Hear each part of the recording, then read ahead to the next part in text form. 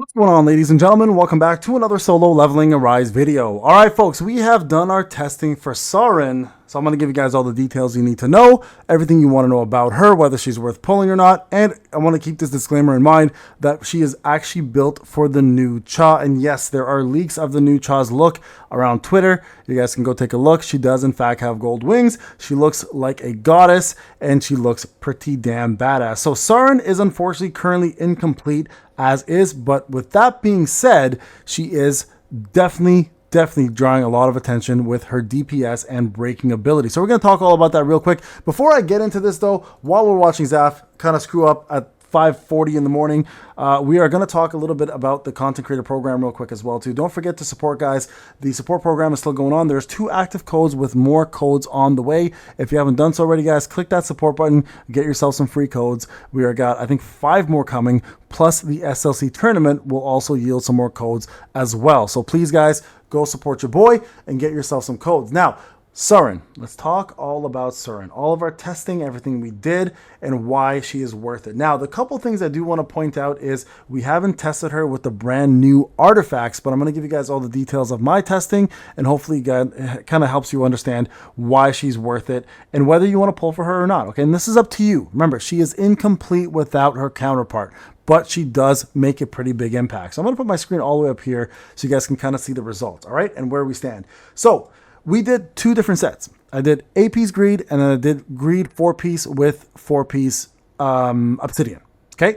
And I want you guys to focus on this. I only went to A5 with SEORIN, purposely. I didn't go to A10. I'm going to get her to A10 through using black tickets because, I mean, there's got to be a reason to use them for whales.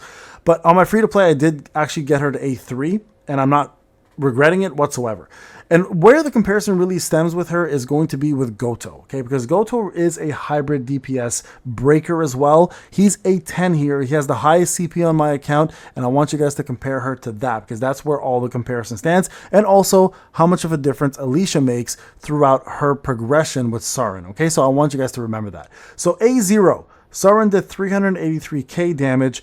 This is with A-piece greed, all right? When we switched her over to greed and obsidian, she did a bit more. She did about 400k-ish, okay? So not much more because she ran out of mana. So, and one thing her and Goto share in common is they are MP batteries, or not MP batteries, sorry, they're MP drainers. They drain MP super fast. So keep that in mind. So at 8-0, she did do a little bit of damage. She did great at breaking, but damage was negligible. Wasn't even there, okay? Now, when you move over to A1, and all of a sudden she has a little bit more missile power, and now we've got Obsidian on here. Going forward, it's Greed and Obsidian. Stats, HP-wise, crit-wise, everything-wise, her and Goto are pretty much on par.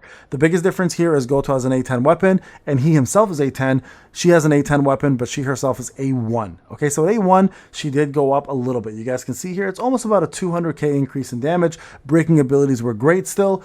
These 2 together as breakers were amazing, but she did half the damage of Goto. Okay, fair enough. We're good there. And you guys can see here I have Alicia, right? Alicia didn't go up very much there. There was really no big buff for her. And then, of course, Mirai pretty much stay consistent. Goto pretty much stay consistent. Now, when we go over to A3, we skipped A2, we went straight to A3. Things started to get a little bit better now for everybody across the board. SEORIN, of course, did increase. Now with A3, she increases, I believe it's HP and defense, right? And let me just see what else. I think she does some sort of water debuff as well at this point.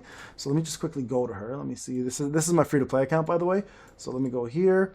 If we go to her A3, where is that? A3. There it is. Yep, so she does increase defense, increase max HP, and recovers MP. So that kind of does help out a little bit as well, right? So A3 right here, she mostly helped herself. Alicia, I think, had a little bit of RNG there, so no real help to Alicia there. But obviously, when Cha comes out, that's going to be a huge help for Cha. So you guys can see there, she did increase her own damage, but Alicia just, I think, got a little bit lucky, all right? A4, she definitely stayed the same. Alicia did get a lot more. Now, the reason why Alicia got more is because A4 is where she starts helping water units a lot more. I'm going to show you guys this real quick right here. Water team members, water damage increased by 10%, stacking up to 3 times for every water team member that's active in the formation. So here with Maylin and Alicia, they both got a little bit of a DPS boost, right? So now with Cha, obviously, when she comes out, when she is available, she's also going to increase. You guys can see no, sorry. Mei Lin did also go up in damage as well, right there, right? But mostly look at Alicia's. She did go up quite a bit. So definitely did help the water team, but she herself remained the same. Now, A5 was huge. All right, A5 was huge. I tested it one more time, by the way, and it stayed fairly consistent. You guys can see the second test. I just wanted to make sure to see if that was if it was a fluke or not, but it did say, she did stay the same practically. You guys can see right down there, right?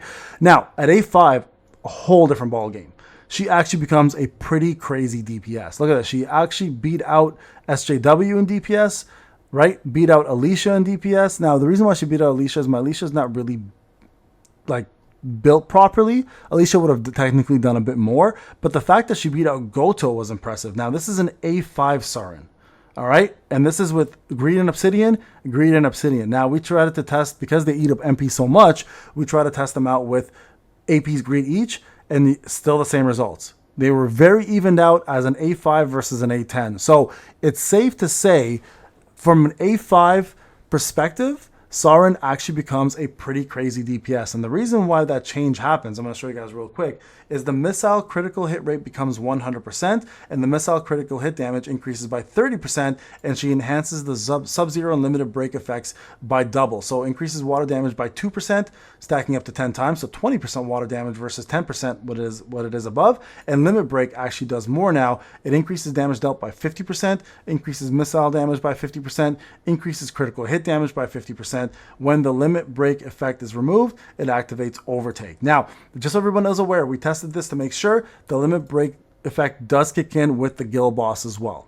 All right, we have video proof on the live stream to show that. It of course works on POD. So anytime you break an opponent, doesn't matter when, she will get that buff. It's a green buff you will see, and that buff makes her a absolute monster of a DPS. So overall, before she even hits WOBL, she's already competing with Goto, who is the best DPS damage breaker.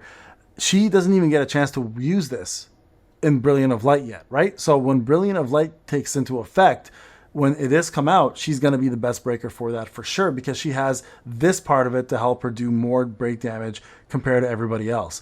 So overall, if you're looking for the best breaker for WOBL and an equal breaker slash DPS to Goto, this is the counterpart, right? She's going to be better than Goto in WOBL for sure. Even if wind is the proper element, because she has the ability to do this extra damage in WOBL, she's going to be the preferred unit. And of course, Chalk coming out for the 1 year anniversary, being a defense scaling unit, at least from what we know and what we're told through leaks, this is going to help her a ton, including the MP recovery. And of course, the extra water damage stacks are going to be massive. So overall, guys, very impressive unit. Very, very impressive unit. Now, do you summon for her or not? This is totally up to you. I can show you guys my free-to-play account. This is my free-to-play. I had 109, 110. I'm down to 48 with no tickets left. So I did summon. I actually did get a double copy of her on one of my summons right over here. I'll show you guys real quick. Emma, hold on. Where was it? There it is. So I got double SEORIN here, and I got very lucky. So I got an A3 version of her. I am going to push her to A5 whenever I get the opportunity, but I do need to save for the 1 year anniversary. So for me right now, everything else that's going on here is going towards the 1 year anniversary. I'm going to hopefully be able to use my black tickets to get her to A5. All my black tickets went towards building a fire team, and unfortunately, the only thing I got here is an A0 Kanae, an A0 Gina, which was new, and an A3 Essel. So I got an A, and the rest was just all garbage, unfortunately. So it is what it is. That's what happens with gachas, right? You take it as it comes. And right now, I think SEORIN is a fantastic unit. Unfortunately, right now, there really isn't much for her to do because, again, I said she's incomplete. So it's up to you whether you want to pull for her or not. Is she worth it? I think absolutely. Is she worth it now? The same with Goto, as I said before. If there's currently no content to use her in right now, which there really isn't, you're not going to really see her full potential until that happens. All right, guys, this is Payne. Again, thank you so much for watching. I'm going to do the shadow one. Can I actually take advantage of this? Let's see. I'm going to pick this one first, confirm.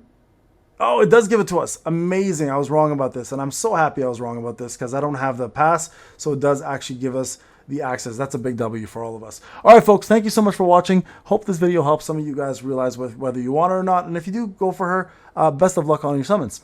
I'll see you guys in the next one. Take care.